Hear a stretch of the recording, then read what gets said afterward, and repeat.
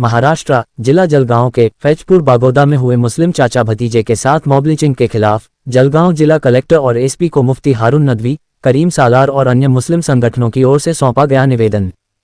जलगांव जिले में लगातार सामने आ रही अवैध गतिविधियों, सांप्रदायिक तनाव और कानून व्यवस्था से जुड़ी घटनाओं को लेकर सामाजिक संगठनों व कार्यकर्ताओं ने जिला प्रशासन को ज्ञापन सौंपकर सख्त कार्रवाई की मांग की है।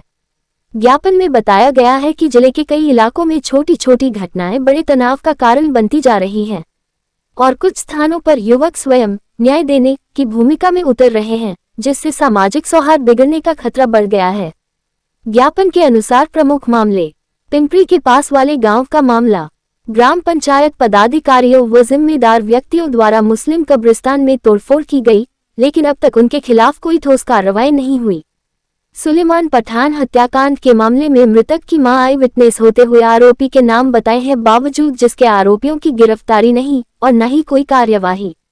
सामाजिक संगठनों ने पुलिस कार्रवाई पर सवाल उठाते हुए निष्पक्ष जांच और त्वरित कार्रवाई की मांग की है। आंदलवाड़ी क्षेत्र में कुछ युवकों द्वारा गाय बैल के गोमांस का झूठा आरोप करते हुए कुरैशी और इसके लड़के को पिटा था।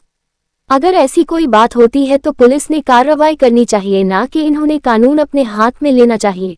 ऐसे लोगों के खिलाफ सख्त कानून के तहत इन पर कार्रवाई होनी चाहिए। अभी जल्द ही हुई रावेर की घटना, मोटरसाइकिल पर जा रहे दो मौलाना के साथ मारपीट की घटना को लेकर मुस्लिम समाज की भावनाएं आहत हुईं।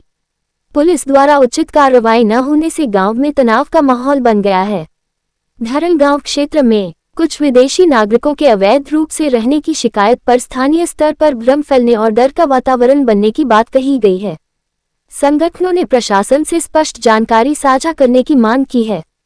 सामाजिक संगठनों और कार्यकर्ताओं ने जिला प्रशासन से मांग की है कि सभी मामलों में निष्पक्ष जांच कर दोषियों के खिलाफ कड़ी कानूनी कार्रवाई की जाए, ताकि जिले में शांति, कानून व्यवस्था और सामाजिक सौहार्द बना रहे। प्रशासन से अपेक्षा की जा रही है कि वह इन गंभीर मामलों को प्राथमिकता पर लेकर शीघ्र ठोस कदम उठाए। आज जलगांव कलेक्टर ऑफिस में अलग अलग संगठनों के पदाधिकारी, अलग अलग पार्टियों के जिम्मेदारान सब यहाँ पर कलेक्टर साहब से अपने तफसीली मुलाकात। आप जानते हैं कि जलगांव जिले में कुछ दिनों से कुछ संगठनाएं ऐसी है जो कानून को हाथ में ले रही है, लॉ एंड ऑर्डर का खिलवाड़ कर रही है, और वो कहीं ना कहीं मॉब लिंचिंग का शिकार जो हमारे जवान हो रहे हैं, उनके मुजरिमों पर या उन लोगों पर जो माहौल को ख़राब कर रहे हैं, उन पर कड़ी कार्रवाई नहीं की जा रही। हमने कलेक्टर साहब से निवेदन किया, उनसे दरखास्त की कि पूरे ज़िले का माहौल ख़राब करने के लिए हमें पूरा महसूस होता है कि कुछ संगठनाएं ऐसी हैं जो हिंदू मुसलमानों में तेड़ निर्माण करके माहौल को ख़राब करना चाहती है। इसलिए हमने कलेक्टर साहब से भी, और अभी हम मुलाकात करने वाले डीएसपी, एसपी साहब से, तमाम लोगों से, और हम ये अपील कर रहे हैं कि फैजपुर में जो वाक़या हुआ, ऐसे ही जामनेर में जो वाक़या हुआ, जामनेर में जो है आई विटनेस मौजूद है, इसके बावजूद अभी तक के कड़ी कार्रवाई मुजरिमों पर नहीं की गई है। ऐसी फैजपुर में जो मॉब लिंचिंग का मामला हुआ और रोककर बच्चों को मारा गया, जवानों को मारा गया, हम ये कहते हैं कि आखिर ये कौन होते हैं? अगर कोई मुजरिम है तो आप उसे पुलिस के हवाले करें, लेकिन आप कानून हाथ में ले रहे हैं, यानी आप माहौल को ख़राब कर रहे हैं। इसलिए हमने कलेक्टर साहब से और पुलिस डिपार्टमेंट से भी अपील कर रहे हैं कि मुजरिमों पर कड़ी कार्रवाई की जाए, क्योंकि ज़िले में माहौल ख़राब हो रहा है।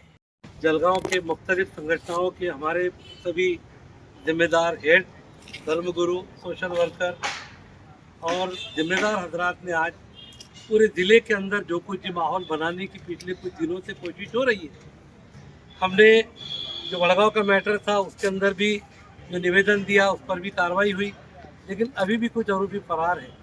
लिखित रूप से पीआई साहब का लेटर आया कि हम फरार आरोपियों को ढूंढ रहे हैं।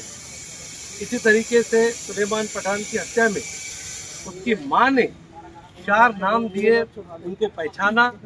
आई विटनेस होने के बाद में किसी और सेकंड विटनेस की ज़रूरत नहीं है, लेकिन पुलिस उस पर भी कार्रवाई नहीं कर रही है। इससे मैसेज बहुत निगेटिव जा रहा है। पुलिस ने अच्छी एक्शन ली, इमीडिएट एक्शन ली, लेकिन बाद में ये जो ढिलाई हो रही है, इसकी वजह से माहौल के अंदर थोड़ी सी निराशा आ रही है। इसी तरीके से अभी रावेर में एक धर्मगुरु रात को अपना खाना खा के मस्जिद जाते हैं 2 लड़के मोटरसाइकिल पे आके उनको मारकर भाग जाते हैं। सीसीटीवी फुटेज चेक करके उनको जो पकड़ा जा सकता है, लेकिन उसके अंदर ही पुलिस ने अभी तक कोई एक्शन नहीं लिया। वो भी एक्शन लेनी चाहिए। उससे भी लोगों के अंदर जो है तो बदअमनी फैल रही है, क्योंकि धर्म गुरु को मारना, किसी भी धर्म का, धार्मिक भावनाएं दुखी उस समाज के लोगों की। ये जो मॉब लिंचिंग करे बच्चों ने, अगर गौ मात लेके जा रहा है तो भाई आप उसको जानते हैं कि क्या है उसमें क्या नहीं है, पुलिस के हवाले करो। अगर पुलिस कार्रवाई नहीं करती है तो आप जाके ऊपर आप लोग मिलो, लेकिन आप खुद पुलिस बन जा रहे। अगर इस तरीके से चलते रहेगा और ये एक्शन की रिएक्शन अगर हुई तो मुझे ऐसा लगता है कि ये लोग माहौल ख़राब करना चाहते हैं। हम अपील करते हैं हमारे तमाम लोगों से कि भाई संयम रखें, पुलिस के साथ मिल करके, प्रशासन के साथ मिल करके, हमारे गैर मुस्लिम जो हमारे सेकुलर हिंदू भाई है, जो हमारे आमदार खासदार जो कोई भी जिम्मेदार हैं, इनसे मिल करके अच्छा माहौल बनाने की हम कोशिश करेंगे।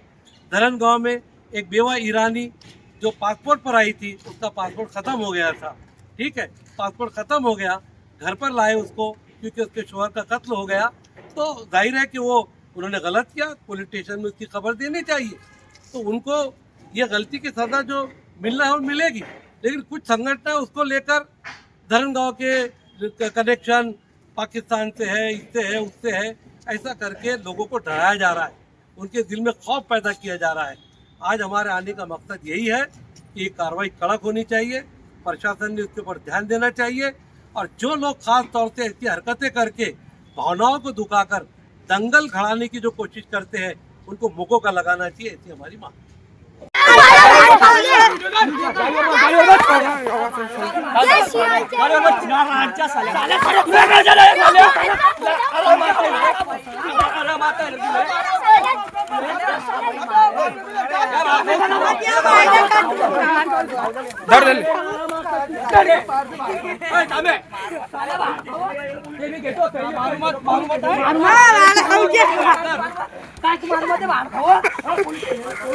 गाडी बेकार गाले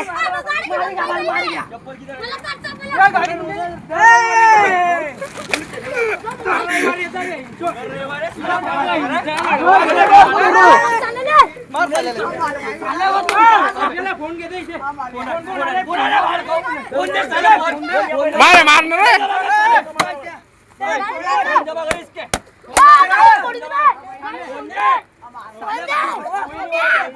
माछ बेचने आता साले